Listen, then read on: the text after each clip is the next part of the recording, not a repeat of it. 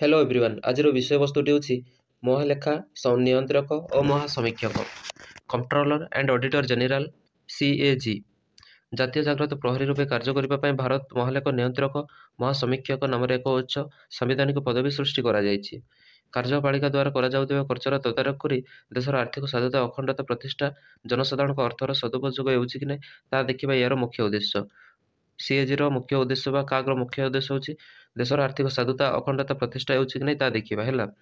भारत सरकार समस्त राज्य सरकार से द्वारा प्रचुर भाव में आर्थिक सहायता लाभ करुवा स्वयंशासित संस्था निगम गुड़िकर आय व्ययर समीक्षा करने यार मुख्य दायित्व। महालेखा नियंत्रक महासमीक्षक हूँ सरकारी निगम गुड़िकर वैधानिक समीक्षक से अतिकम 51% साधारण अंशदान थी सरकारी कंपानी किंबा कार्यरत सरकारी कंपानी मान सहायत कंपानी गुड़िकर अनुपूरक समीक्षा करती।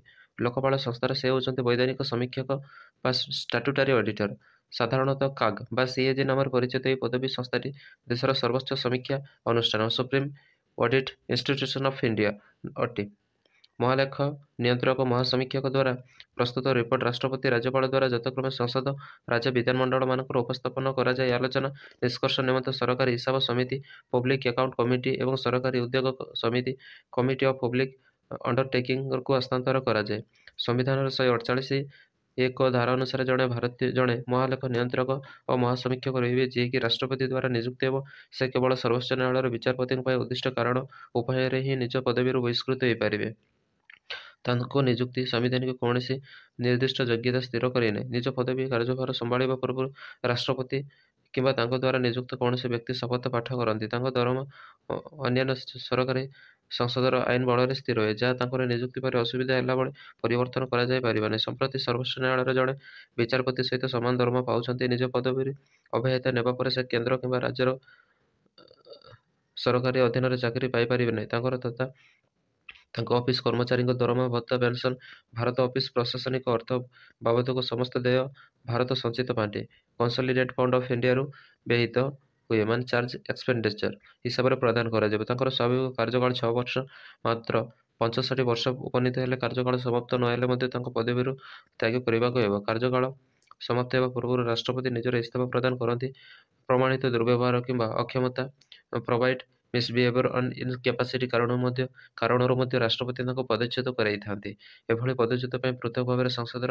उभय गृह स्वतंत्र संख्यागरिष्ठता बल एक निवेदक गृहीत होगा आवश्यक अर्थात गृहर मोट सभ्य संख्यार अर्धाधिक उपस्थित रही भोटदान भाग नहीं सभ्य संख्यार 2/3 सभ्य प्रस्तावित उभय गृह पृथक भाव गृहीत है राष्ट्रपति बहिष्कार करें। आम देखा माने भारतर महालेखा नियंत्रक और महासमीक्षक को विषय किए किए रही कार्यकाल यही पदवी 1950 मसीह अद्यावधि मध्य यह चली प्रथम रही भी नरहरि राव 1950 ରୁ 1954 मसीह अनिल कुमार चंदा ए के राय एस रंगनाथन ए बक्सी ज्ञान प्रकाश टी.एच. चतुर्वेदी सी.जी. सामिया भी के सुंगुलू V.N. काउल विनोद राय ए के शर्मा राजीव मोहरिस एवं अच्छा बर्तमान 2020 कार्यरत अच्छा गिरीश चंद्र मुर्मू। एवं आम जाना सीएजी बा काग्र क्षमता और कार्य विषय महालेख नियंत्रक महासमीक्षक निम्नलिखित समीक्षा ऑडिट कार्य संपादन करती तत्संपर्कित क्षमता उपभोग करते। 1 से संसदर आईन बल प्रदत्त समस्त दायित्व निर्वाह करेंगे केन्द्र राज्य अन्य कर्तृपक्ष किंबा संस्थार हिसाब संक्रांत समस्त कार्य संपादन करेंगे कौन से विकल्प व्यवस्था पर्यंत संविधान कार्यकारी होगा पूर्व भारतर महासमीक्षक को प्रदान कर समस्त कार्य संपादन करेंगे समस्त क्षमता उपभोग करेंगे। केन्द्र और राज्य मानकर हिसाब किपर रखा राष्ट्रपति परामर्श नहीं स्थिर करेंगे। 3 से केन्द्र और विधानसभा केन्द्रशासित अंचल समते समस्त राज्यर सम्मिलित संचित पांठि आसुवा समस्त आय से व्ययित समीक्षा करते। 4 कौन से सरकारी विभाग रखा बेपारी उत्पादन लाभ क्षतिर हिसाब संतुलन पर्द बैलेंस शीट अन्य सहायक गौण हिसाब सब्सिडी अकाउंट सरकारी कार्यालय विभाग मान भंडार गच्छित माल समीक्षा करेंगे। 5 सरकारी आईन 2013 व्यवस्था अनुसार से सरकारी कंपानी मान समीक्षा करेंगे। 6 से संसद द्वारा अथवा तार आईन बल प्रतिष्ठित निगम गुड़िकर ସମୀକ୍ଷା ଅନ୍ତର୍ଭୁକ୍ତ ଆଇନର ବ୍ୟବସ୍ଥା ଅନୁସାରେ କରନ୍ତି। 7. କେନ୍ଦ୍ର ଓ ରାଜ୍ୟ ସମ୍ମିଳିତ ସଞ୍ଚିତ ପାଣ୍ଠି ମାନଙ୍କୁ ପ୍ରଚୁର ଆର୍ଥିକ ସହାୟତା ଲାଭ କରିଥିବା କର୍ତ୍ତୃପକ୍ଷ ସଂସ୍ଥାମାନଙ୍କର ସମୀକ୍ଷା କରନ୍ତି। ଯଦି ସେଭଳି ପ୍ରଚୁର ଆର୍ଥିକ ସହାୟତା ହୋଇନଥିବ, କୌଣସି ବ୍ୟକ୍ତି ବା କର୍ତ୍ତୃପକ୍ଷ ସଂସ୍ଥାର ସମୀକ୍ଷା କରିବା ପାଇଁ ତାଙ୍କୁ ଦାୟିତ୍ୱ ଦିଆଯାଏ, ତେବେ ତାହା କରିବେ। 8. ନିର୍ଦ୍ଦିଷ୍ଟ ଉଦ୍ଦେଶ୍ୟ ବିଭିନ୍ନ ସଂସ୍ଥାର କର୍ତ୍ତୃପକ୍ଷଙ୍କୁ ସରକାର ଦ୍ୱାରା ପ୍ରଦତ୍ତ ଅନୁଦାନ ଋଣର ମଧ୍ୟ ସେ ସମୀକ୍ଷା କରନ୍ତି। 9. ବୈଷୟିକ ମାର୍ଗଦର୍ଶନ ସମର୍ଥନ ବା ଟେକ୍ନିକାଲ ଗାଇଡେନ୍ସ ଆଣ୍ଡ ସପୋର୍ଟ ବା TGS ଯୋଜନା ଅଧୀନରେ ପ୍ରଦତ୍ତ ନ୍ୟସ୍ତ ସମୀକ୍ଷା ବଳରେ ସେ କେତେକ ଅନୁଷ୍ଠାନକୁ ଯଥା ପଞ୍ଚାୟତିରାଜ ଅନୁଷ୍ଠାନ, ସହରାଞ୍ଚଳ ସଂସ୍ଥାମାନଙ୍କର ସମୀକ୍ଷା କରିବେ। 10. ଏହା ଦେଖିବା ତାଙ୍କର କର୍ତ୍ତବ୍ୟ ଯେ ଯେଉଁ ଉଦ୍ଦେଶ୍ୟରେ ତଥା ଯେତିକି ଖର୍ଚ୍ଚ ପାଇଁ ସଂସଦୀୟ ମଞ୍ଜୁରୀ ମିଳିଛି ସେହି ଉଦ୍ଦେଶ୍ୟରେ ତା ବିନିଯୋଗ ହୋଇଛି କି ନାହିଁ ଏବଂ ବୈଧାନିକ ପ୍ରତିକାର ବିନା ଭାରତ ସଞ୍ଚିତ ପାଣ୍ଠିରୁ କୌଣସି ଅର୍ଥ ପଠାଯାଇ ପାରିବ ନାହିଁ। 11. ସେ କେନ୍ଦ୍ର ଓ ରାଜ୍ୟମାନଙ୍କ ହିସାବ ସମୀକ୍ଷା କରି ସର୍ବସାଧାରଣ ପାଣ୍ଠିରୁ ଅନୁଚିତ ବିନିଯୋଗ ହୋଇଥିବା ମନ୍ତବ୍ୟ ସହ ବାର୍ଷିକ ରିପୋର୍ଟ ଯଥାକ୍ରମେ ରାଷ୍ଟ୍ରପତି ରାଜ୍ୟପାଳଙ୍କୁ ପ୍ରଦାନ କରନ୍ତି ଏବଂ ସେମାନେ ଏହି ରିପୋର୍ଟକୁ ଯଥାକ୍ରମେ ସଂସଦ, ରାଜ୍ୟ ବିଧାନମଣ୍ଡଳ ଉଭୟ ଗୃହରେ ଉପସ୍ଥାପନ କରନ୍ତି। 12. ପୂର୍ବବର୍ତ୍ତୀ ଆର୍ଥିକ ବର୍ଷ ନିମନ୍ତେ କେନ୍ଦ୍ର ରାଜ୍ୟମାନଙ୍କର ହିସାବର ସଂକ୍ଷିପ୍ତ ସାର ଭିତ୍ତିରେ ରାଷ୍ଟ୍ରପତିଙ୍କୁ ଏକ ସାଧାରଣ ଆର୍ଥିକ ବିବରଣୀ ପ୍ରଦାନ କରନ୍ତି। 13. ସେ ସରକାରୀ ହିସାବ ସମିତି PSC ତାଙ୍କ ରିପୋର୍ଟ ପ୍ରଦାନ କରନ୍ତି। ଏହି ସମିତିର ନିୟମିତ ବୈଠକର ଯୋଗ ଦେଇ ପରାମର୍ଶ ପ୍ରସ୍ତାବ ତଥା ବାର୍ଷିକ ରିପୋର୍ଟ ଅନ୍ୟାନ୍ୟ ବିଷୟରେ ସମିତିକୁ ସ୍ପଷ୍ଟୀକରଣ ଦିଅନ୍ତି। ସେ ହିସାବ ପ୍ରସଙ୍ଗରେ ପ୍ରଶ୍ନର ସମାଧାନ କରି ସମିତିକୁ ସହାୟତା ପ୍ରଦାନ କରନ୍ତି। ସମିତି ଦ୍ୱାରା ରିପୋର୍ଟକୁ ଜଣାଥିବା ଫଳରେ ସେ ଉପସ୍ଥିତ ରହିଥାନ୍ତି। 14. ସରକାରୀ କମ୍ପାନୀ କିମ୍ବା ନିଗମ ସମ୍ପର୍କରେ ରିପୋର୍ଟରେ ପଠାଯାଇଥିବା ବିଷୟରେ ତାଙ୍କ ଉପରେ ସରକାରୀ ଉଦ୍ୟୋଗ ସମିତି କମିଟି ଅଫ୍ ପବ୍ଲିକ ଅଣ୍ଡରଟେକିଂକୁ ସାହାଯ୍ୟ କରନ୍ତି। 15. ରାଜଧାନୀମାନଙ୍କରେ କାର୍ଯ୍ୟ କରୁଥିବା ତାଙ୍କ ଅଧୀନସ୍ଥ ସମୀକ୍ଷାମାନଙ୍କ ଉପରେ ପ୍ରଶାସନିକ ନିୟନ୍ତ୍ରଣ ରଖିଥାନ୍ତି। ସମୀକ୍ଷା ଆଲୋଚନା ରିଭ୍ୟୁ ଆଣ୍ଡ କ୍ରିଟିସିଜମ୍। ଭାରତର ମହାଲେଖା ନିୟନ୍ତ୍ରକ ମହାସମୀକ୍ଷକ ପଦବୀରେ ସ୍ୱାଧୀନ ଓ ନିରପେକ୍ଷ ରହିବା ନିମନ୍ତେ ଯଥେଷ୍ଟ ସାମ୍ବିଧାନିକ ଓ ଅନ୍ୟାନ୍ୟ ସୁରକ୍ଷା ପ୍ରଦାନ କରାଯାଇଛି। ଏହି ପଦବୀରେ ଅଧିଷ୍ଠିତ ବ୍ୟକ୍ତି ସର୍ବୋଚ୍ଚ ନ୍ୟାୟାଳୟର ବିଚାରପତିଙ୍କ ପରି ଉଚ୍ଚ ତଥା ସମାନ ଦରମା ଭତ୍ତା ପାଆନ୍ତି। ତାଙ୍କର ନିଯୁକ୍ତି ପରେ ତାଙ୍କୁ ଅସୁବିଧା ହେଲା ଭଳି ତାଙ୍କ ଦରମା ଅନ୍ୟାନ୍ୟ ଚାକିରି ଗତ କୌଣସି ପରିବର୍ତ୍ତନ କରାଯାଇ ପାରିବ ନାହିଁ। ସାଧାରଣତଃ ସେ 6 ବର୍ଷ ପାଇଁ ଏକ ସ୍ଥାୟୀ କାର୍ଯ୍ୟାଳୟ ଉପଭୋଗ କରନ୍ତି। 1965 ବର୍ଷ ଉପନୀତ ହେଲେ ତାଙ୍କୁ ପଦବୀରୁ ତ୍ୟାଗ କରିବାକୁ ହୁଏ। ତାଙ୍କୁ ପଦବୀରୁ ବହିଷ୍କାର କରିବା ପନ୍ଥା ଖୁବ୍ ଜଟିଳ ମଧ୍ୟ। ସର୍ବୋଚ୍ଚ ନ୍ୟାୟାଳୟର ବିଚାରପତିଙ୍କ ବହିଷ୍କାର କରିବା ପଦ୍ଧତି କେବଳ ତାଙ୍କର ପଦଚ୍ୟୁତ କରାଯାଇପାରିବ, ଅର୍ଥାତ୍ ସଂସଦର ଉଭୟ ଗୃହରେ ପ୍ରତ୍ୟେକ ଭାବରେ ସ୍ୱତନ୍ତ୍ର ସଂଖ୍ୟାଗରିଷ୍ଠତା ମତରେ ପ୍ରମାଣିତ ଦୁର୍ବ୍ୟବହାର କିମ୍ବା ଅକ୍ଷମତାକୁ ଭିତ୍ତି କରି ଗୃହୀତ ନିବେଦକ ବଳରେ ରାଷ୍ଟ୍ରପତି ତାଙ୍କୁ ବହିଷ୍କାର କରିପାରିବେ। ଏହି ପଦବୀରୁ ଅବସର ନେବା ପରେ ସେ କେନ୍ଦ୍ର କିମ୍ବା ରାଜ୍ୟ ସରକାରଙ୍କ ଅଧୀନରେ ଚାକିରି କରିପାରିବେ ନାହିଁ। କିନ୍ତୁ ଏହି ପଦବୀ ନାମକରଣ ଏତେ ନିଯୁକ୍ତ ଏହାର ବାସ୍ତବ କ୍ଷମତା ପରିସର ନେଇ ସମାଲୋଚକମାନେ ବହୁ ଗୁରୁତ୍ୱପୂର୍ଣ୍ଣ ପ୍ରଶ୍ନ ଉତ୍ଥାପନ କରିଛନ୍ତି। ପ୍ରଥମଟି ବିବାଦ ଉଠେ ଏହି ପଦବୀ ନାମକରଣ ନେଇ। ଇଂଲଣ୍ଡର ମହାଲେଖା ନିୟନ୍ତ୍ରକ ମହାସମୀକ୍ଷକ ସରକାରୀ ଅର୍ଥର ପ୍ରାପ୍ତି ନିର୍ଗମକୁ ନିୟନ୍ତ୍ରଣ କରିବାର କ୍ଷମତା ପାଇଥିବା ବେଳେ ତାଙ୍କର ଭାରତୀୟ ପ୍ରତିପକ୍ଷ ଏହି କ୍ଷମତା ଉପଭୋଗ କରନ୍ତି ନାହିଁ। ଆମର ମନ୍ତ୍ରୀମାନେ ଦେଶର ସଞ୍ଚିତ ପାଣ୍ଠି କନସଲିଡେଣ୍ଟ ଫଣ୍ଡରୁ ଅର୍ଥ ଉଠାଣ କରନ୍ତି ଏବଂ ସେଥିପାଇଁ ସେମାନଙ୍କୁ ମହାଲେଖା ନିୟନ୍ତ୍ରକଙ୍କୁ ଅନୁମତି ନେବାକୁ ପଡ଼େ ନାହିଁ। ଫଳରେ ଏଭଳି ଏକ ନାମକରଣ ଅର୍ଥହୀନ ବୋଧ ହୁଏ। ଭାରତରେ ନିୟନ୍ତ୍ରକ ସମୀକ୍ଷକ କେବଳ ଜଣେ ସମୀକ୍ଷକ ଅଡିଟର ହିସାବରେ କାର୍ଯ୍ୟ କରନ୍ତି। ଅର୍ଥ ଖର୍ଚ୍ଚ ହୋଇସାରିବା ପରେ ତାଙ୍କର କାର୍ଯ୍ୟ ଆରମ୍ଭ ହୁଏ। ଏହି ପଦବୀରେ ନିଯୁକ୍ତ ନିର୍ଦ୍ଦିଷ୍ଟ ଯୋଗ୍ୟତା ସ୍ଥିରୀକୃତ ହୋଇନଥିବାରୁ କାର୍ଯ୍ୟପାଳିକା ନିଜର ଅର୍ଥାତ୍ ସରକାରୀ ଦଳ ସର୍ତ୍ତ ସାଧନ ପାଇଁ କୌଣସି ଅନୁକୂଳ ବ୍ୟକ୍ତିକୁ ଏହି ପଦବୀରେ ନିଯୁକ୍ତି ହେବା ନିମନ୍ତେ ସୁପାରିଶ କରିପାରନ୍ତି, ଯାହାକୁ ରାଷ୍ଟ୍ରପତି ମାନି ନେବେ। ଏହି ପଦବୀରେ ନିଯୁକ୍ତ ନିରପେକ୍ଷ କରିବା ନିମନ୍ତେ ବିଜେପି ନେତା ଏବଂ ପୂର୍ବତନ ଉପପ୍ରଧାନମନ୍ତ୍ରୀ ଲାଲକୃଷ୍ଣ ଆଡଭାନୀ, DMK ନେତା ତାମିଲନାଡୁ ପୂର୍ବତନ ମୁଖ୍ୟମନ୍ତ୍ରୀ M କରୁଣାନିଧି, CPI ସାଂସଦ ଗୁରୁଦାସ ଦାସଗୁପ୍ତା, ପୂର୍ବତନ ମୁଖ୍ୟ ନିର୍ବାଚନ ଆୟୁକ୍ତଗଣ BV Tandon, N Gopalaswami, SY Qureshi, ସରକାର ବିଭିନ୍ନ ଅଙ୍ଗରେ ପ୍ରତିଷ୍ଠିତ ପଦାଧିକାରୀଙ୍କୁ ନେଇକି ଗଠିତ ଏକ ନିର୍ବାଚନ ମଣ୍ଡଳୀ ବା ମନୋନୟନ ମଣ୍ଡଳୀ ଦ୍ୱାରା ତାଙ୍କର ନିଯୁକ୍ତି ହେବାକୁ ଦର୍ଶାଇଛନ୍ତି। ସାଧାରଣ ପ୍ରଧାନମନ୍ତ୍ରୀ, ବିରୋଧୀ ଦଳ ନେତା ଏବଂ ପ୍ରଧାନ ବିଚାରପତିଙ୍କୁ ନେଇ ଗଠିତ ଏହି ସଂସ୍ଥାକୁ ବହୁଳ ସମର୍ଥନ ମିଳିଥିଲେ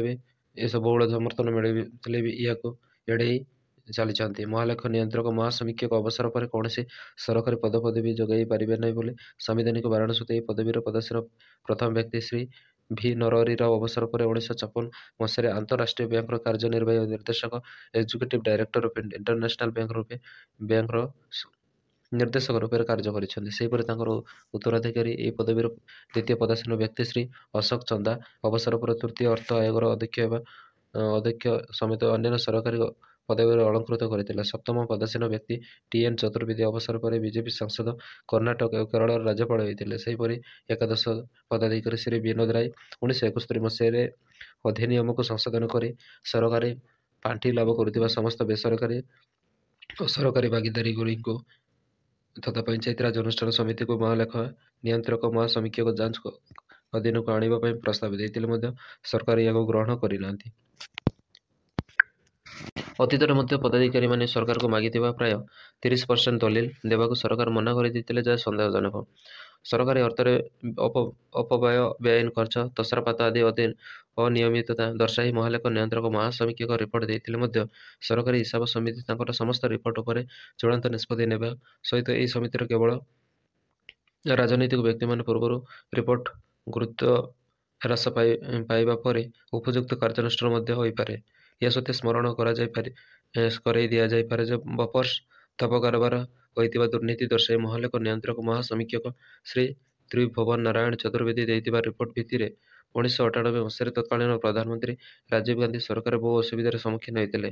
ପ୍ରତିବାଦ ସ୍ୱରୂପ ବିରୋଧୀ ଦଳ 6 ଜଣ ସାଂସଦ ଲୋକସଭାକୁ ଇସ୍ତଫା ଦେଇଥିଲେ। ଅର୍ଥମନ୍ତ୍ରୀ ବିଶ୍ୱନାଥ ପ୍ରତାପ ସିଂହ ମନ୍ତ୍ରିମଣ୍ଡଳରୁ ଇସ୍ତଫା ନେଇ ବିରୋଧୀ ଦଳ ସମର୍ଥନ ନିର୍ବାଚନ ଜିତି ପ୍ରଧାନମନ୍ତ୍ରୀ ହୋଇଥିଲେ। ରାଜୀବ ସରକାରଙ୍କ ପତନ ଓ ବିଶ୍ୱନାଥଙ୍କ ବିଜୟ ପାଇଁ ଏହି ରିପୋର୍ଟ ମୁଖ୍ୟ ଭୂମିକା ଗ୍ରହଣ କରିଥିଲା। 2G ସ୍ପେକ୍ଟ୍ରମ ବା ଦ୍ୱିତୀୟ ପିଢ଼ି ବର୍ଣ୍ଣପଟ, କୋଇଲା କ୍ଷେତ୍ର ଆବଣ୍ଟନ, କୋଲ୍ ଭୋକଲ ସେଟଲମେଣ୍ଟ ଆଦି ପ୍ରସଙ୍ଗକୁ ନେଇଥିବା ମହାଦୁର୍ନୀତି ସୂଚିତ କରିଥିଲା। ମହା ହିସାବ ନିୟନ୍ତ୍ରକ ମହାସମୀକ୍ଷକ ରିପୋର୍ଟକୁ ବିରୋଧ କରି ଆସିଥିବା ଆବେଦନ ପ୍ରତ୍ୟାହାର କରି ସର୍ବୋଚ୍ଚ ନ୍ୟାୟାଳୟ ଏକ ପୀଠ ପଦବୀରେ ମଣ୍ଡନ କରିଥିଲା।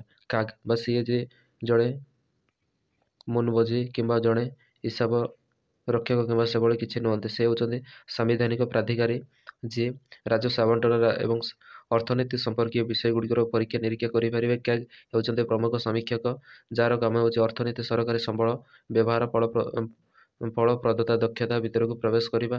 ଯଦି କାଗକୁ ନ କରିବ ତେବେ ଏହା ଆଉ କିଏ କରିବ? ପ୍ରସିଦ୍ଧ ସମୀକ୍ଷା ରିପୋର୍ଟ। ଭାରତ ମହାଲେଖା ନିୟନ୍ତ୍ରକ ମହାସମୀକ୍ଷକ ଦ୍ୱାରା ପ୍ରଦତ୍ତ ତଥା ଚର୍ଚ୍ଚାର ବିଷୟ ପାଲଟିଥିବା କେତେକ ସୁପ୍ରସିଦ୍ଧ ରିପୋର୍ଟ ମାମଲା ଅଧ୍ୟୟନ କେସ୍ ଷ୍ଟଡି ନିମନ୍ତେ ନିମ୍ନରେ ଦର୍ଶାଯାଇଛି। ପ୍ରଥମଟା ହେଉଛି କ'ଣ ନା ଦ୍ୱିତୀୟ ପିଢ଼ି ବର୍ଣ୍ଣପଟ ବା 2G ସ୍ପେକ୍ଟ୍ରମ ଆବଣ୍ଟନ। 2008 ମସିହାରେ ଦ୍ୱିତୀୟ ପିଢ଼ି ବର୍ଣ୍ଣପଟ 2G ସ୍ପେକ୍ଟ୍ରମ ଆବଣ୍ଟନ ଲାଇସେନ୍ସ ପ୍ରଦାନ ଜନିତ ମହାଦୁର୍ନୀତି ମହାଖୁଲାସା ହୋଇଥିବା କାଗ ସିଏଜି ରିପୋର୍ଟ ଦେଶର ଏକ ବହୁଚର୍ଚ୍ଚିତ ବିଷୟ ପାଲଟିଥିଲା। ଏହି ଦୁର୍ନୀତି ବିଷୟରେ ନେତୃତ୍ୱ ପରିଚାଳିତ ମିଳିତ ପ୍ରଗତିଶୀଳ ସାମୀଖ୍ୟ ୟୁପିଏ ସରକାରଙ୍କ ରାଜନେତା, ବେସରକାରୀ କର୍ମକର୍ତ୍ତା, ବିଭିନ୍ନ ପଦାଧିକାରୀ ସମ୍ପୃକ୍ତ ଅଭିଯୋଗ ହୋଇଥିଲେ, ଯାହା ପ୍ରମାଣିତ ବି ହୋଇଥିଲା। ଦୂରସଞ୍ଚାର ମନ୍ତ୍ରୀ ଏ ରାଜା ଓ ସମସ୍ତ ସରକାରୀ ନୀତି ନିୟମକୁ ଜଳାଞ୍ଜଳି ଦେଇ ପ୍ରଧାନମନ୍ତ୍ରୀ, ଅର୍ଥମନ୍ତ୍ରୀ, ଆଇନ ମନ୍ତ୍ରୀଙ୍କର ପରାମର୍ଶକୁ ବେଖାତିର କରି ଅତିକମରେ 122ଟି 2G ସ୍ପେକ୍ଟ୍ରମ ଲାଇସେନ୍ସ ପ୍ରଦାନ କରିଥିଲେ। ଏପରିକି ୟୁନିଟେକ୍ ଏୟାରଲାଇନ୍ସ, ସ୍କାନ ଟେଲିକମ ଭଳି ଆବେଦନ ପାଇଁ ଅଯୋଗ୍ୟ କେତେକ ନିର୍ଦ୍ଦେଶ ଫାର୍ମ ସଂସ୍ଥାକୁ ଅହେତୁକ ଅନୁଗ୍ରହ କରି ଲାଇସେନ୍ସ ପ୍ରଦାନ କରିଥିଲେ। ଏଥିରେ ଅନ୍ୟତମ ରାଜନୈତିକ ସହଯୋଗୀ ଥିଲେ ମଧ୍ୟ ଡିଏମକେ ଦଳର କାନି ମଝି। ଏହି ମହାଦୁର୍ନୀତି ଯୋଗୁଁ ଭାରତ ସରକାରଙ୍କ ଆନୁମାନିକ 1,74,060 କୋଟି ଟଙ୍କା କ୍ଷତି ହୋଇଥିଲା। ଏହି ଅଭିଯୋଗକୁ ଦିଲ୍ଲୀର ଏକ ସ୍ୱତନ୍ତ୍ର ଅଦାଲତ 2017 ମସିହାରେ ଖାରଜ କରିଦେଇଥିଲେ ମଧ୍ୟ ଦିଲ୍ଲୀର ଉଚ୍ଚ ନ୍ୟାୟାଳୟ ଏଥିରେ ସତ୍ୟତା ଥିବା ଅନୁଭବ କରି ଏହାର ବିସ୍ତୃତ ଶୁଣାଣି ପାଇଁ କହିଥିଲେ। ସିବିଆଇର ପ୍ରବର୍ତ୍ତନ ନିର୍ଦ୍ଦେଶାଳୟ ଆଗକୁ ଆସିଥିଲେ ଏବଂ ଚିତ୍ର ବଦଳାଇବାରେ ଲାଗିଲେ। 2012 ମସିହା ଫେବୃଆରୀ ମାସ 2 ତାରିଖରେ ସର୍ବୋଚ୍ଚ ନ୍ୟାୟାଳୟ ଏକ ଜନସ୍ୱାର୍ଥ ମାମଲା PILର ଶୁଣାଣି ବେଳେ 2G ସ୍ପେକ୍ଟ୍ରମ ଆବଣ୍ଟନ ଅସାମ୍ବିଧାନିକ ମନୋମୁଖୀ ବୋଲି ଦର୍ଶାଇଥିଲା। ଅଦାଲତରୁ ଆହୁରି ଦର୍ଶାଇଥିଲା ଯେ ଏ ରାଜା ସରକାରୀ ରାଜକୋଷକୁ କ୍ଷତି ପହୁଞ୍ଚାଇ କେତେକ କମ୍ପାନୀକୁ ଅନୁଗ୍ରହ କରିବାକୁ ଚାହୁଥିଲେ ଏବଂ ବାସ୍ତବରେ ଗୁରୁତ୍ୱପୂର୍ଣ୍ଣ ଜାତୀୟ ସମ୍ବଳକୁ ଦାନରେ ଦେଇଥିଲେ। ନ୍ୟାୟାଳୟର ନିର୍ଦ୍ଦେଶାଳୟରେ ଭାରତ ସରକାର 2G ସ୍ପେକ୍ଟ୍ରମ ସଂଶୋଧିତ ସଂରକ୍ଷଣ ମୂଲ୍ୟ 14,000 କୋଟି ଟଙ୍କା ରଖିଥିଲେ। 2 ନମ୍ବର କେସ୍ କୋଇଲା ଖଣି ଆବଣ୍ଟନ। 2012 ମସିହାରେ କାଗ ରିପୋର୍ଟ କେନ୍ଦ୍ର ସରକାରଙ୍କୁ ସମାଲୋଚନା ଦର୍ଶାଇଥିଲା ଯେ ପ୍ରଦର୍ଶିତ ପ୍ରତିଯୋଗିତାମୂଳକ ନିଲାମ ଜରିଆରେ କୋଇଲା କ୍ଷେତ୍ର କୋଇଲା ଖଣି ଆବଣ୍ଟନ କରିବାର କ୍ଷମତା ସରକାରଙ୍କ ଥିଲାବେଳେ ତାହା ସେ କରିନଥିଲେ, ଯାହା ଫଳରେ ଉଭୟ ସରକାରୀ ଉଦ୍ୟୋଗ ବେସରକାରୀ ଫାର୍ମଗୁଡ଼ିକ କମ୍ ମୂଲ୍ୟରେ ତାହା ପାଇଗଲେ। ଏହାଦ୍ୱାରା ସେମାନେ 1,74,300 କୋଟି ଟଙ୍କାର ଅପ୍ରତ୍ୟାଶିତ ଲାଭ ପାଇଲେ। ଅନ୍ୟ ଅର୍ଥରେ କହିଲେ ଏହା ଅର୍ଥରାଶି ସରକାରଙ୍କର କ୍ଷତି ଗଣାଗଲା। ବିଜେପି ଅଭିଯୋଗକାରୀ କେନ୍ଦ୍ରୀୟ ଦୁର୍ନୀତି ନିବାରଣ ଆୟୋଗ ସେଣ୍ଟ୍ରାଲ ଭିଜିଲାନ୍ସ କମିଶନ CBI ତଦନ୍ତ କରିବା ନିମନ୍ତେ ନିର୍ଦ୍ଦେଶ ଦେଲା। CBIର ତାର ପ୍ରଥମ ଏତଲା FIR ରେ ଏକ ପ୍ରାୟ ଡଜନ ଫାର୍ମକୁ ନାମିତ କରିଥିଲା, ଯେଉଁଥିରେ ନିଜର ବିସ୍ତୃତ ମୂଲ୍ୟକୁ ଅତିଶୟ ବର୍ଦ୍ଧିତ କରି ଦର୍ଶାଇଥିଲା, ଯେଉଁଥିରେ ଦୁର୍ନୀତିର ଗନ୍ଧ ରହିଥିଲା। 1994ଟି କୋଇଲା କ୍ଷେତ୍ର କୋଇଲା ଖଣି ଆବଣ୍ଟନକୁ ରୋଧ କରିବା ନିମନ୍ତେ ଏକ ଜନସ୍ୱାର୍ଥ ମାମଲା ଶୁଣାଣି ବେଳେ ସର୍ବୋଚ୍ଚ ନ୍ୟାୟାଳୟ ବିଚାରପତି RM ଲୋଧା, RN ଡାବେ, ଭାରତ ସରକାରଙ୍କ ସଲିସିଟର ଜେନେରାଲ ରୋହିଣ୍ଟନ ନରିମାନଙ୍କ ପ୍ରତିବାଦକୁ ପ୍ରତ୍ୟାଖ୍ୟାନ କରୁଥିଲା। ଆପଣ ଭଲ ନୀତି ନିର୍ଦ୍ଧାରଣ କରିଥାଇ ପାରନ୍ତି, କିନ୍ତୁ ଏହା କାର୍ଯ୍ୟକାରୀ ହୋଇଥିଲା କି? ଏହା କ'ଣ ଏକ ସଂଯୋଗ ଯେ ବହୁ ସଂଖ୍ୟକ ଲାଭାର୍ଥୀ ହେଉଛନ୍ତି ରାଜନେତା କିମ୍ବା ସେମାନଙ୍କ ସମ୍ପର୍କିତ କିମ୍ବା ସହଯୋଗୀ? 3 ନମ୍ବର ପଏଣ୍ଟ। 3 ନମ୍ବରରେ ଅଛି ନା କ'ଣ ପଶୁ ଖାଦ୍ୟ ଦୁର୍ନୀତି। 1995 ମସିହାର ଡିସେମ୍ବର ମାସରେ କାଗ ରିପୋର୍ଟକୁ ପ୍ରଥମେ ପଶୁ ଖାଦ୍ୟ ଦୁର୍ନୀତି ମୁଖା ଖୋଲିଲା। ଏହି ରିପୋର୍ଟରେ ଅଭିଯୋଗ ହୋଇଥିଲା ଯେ ବିହାର ସରକାର ପଶୁପାଳନ ବିଭାଗରୁ ସଞ୍ଚକତା ସୃଷ୍ଟି କରି 950 କୋଟି ଟଙ୍କାର ସରକାରୀ ପାଣ୍ଠି ଉଠାଯାଇଛି।